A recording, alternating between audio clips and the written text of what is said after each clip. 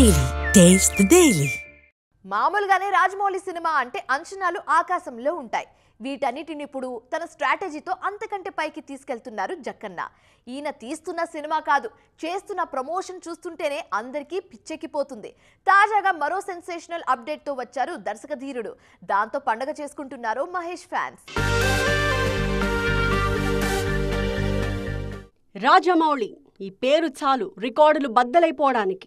చాలా మంది స్టార్ హీరోలకు కూడా లేని మార్కెట్ ఈయన సొంతం. ఇప్పుడు పోస్టర్ పై రాజమౌళి సినిమా అనే బ్రాండ్ ఉంటే చాలు వందలు కాదు వేల కోట్లొస్తున్నాయి.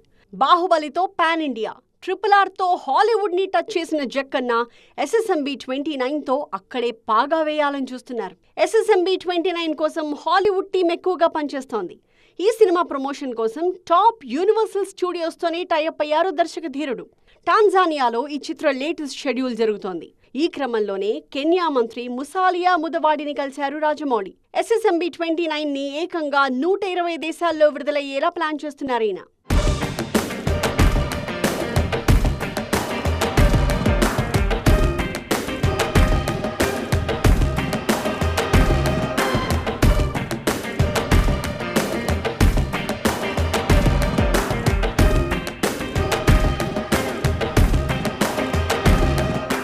SSMB 29తో హాలీవుడ్కి మాత్రమే సాధ్యమైన 10,000 కోట్ల కలెక్షన్స్ని ఇండియన్ సినిమాకి పరిచయం చేయాలని చూస్తున్నారు జక్కన్న.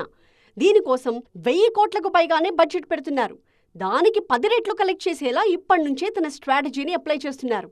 ఈ క్రమంలోనే 120 దేశాలు, దాదాపు 100 కోట్ల మంది ఆడియన్స్కి రీచ్ అయ్యేలా ప్రణాళికలు రచిస్తున్నారు జక్కన్న. SSMB 29 గురించి కెన్యా మంత్రి ముసాలియా అప్డేట్స్ ఇచ్చారు. ఈస్ట్ ఆఫ్రికా అంతా తిరిగి కెన్యాను షూటింగ్ స్పాట్గా ఎంచుకున్నందుకు థ్యాంక్స్ చెప్పారాయన. తమ దేశంలోని 95% అందమైన ప్రదేశాలను ఈ చిత్రంలో చూపిస్తున్నందుకు రాజమౌళికి కృతజ్ఞతలు చెప్పారు ముసాలియా.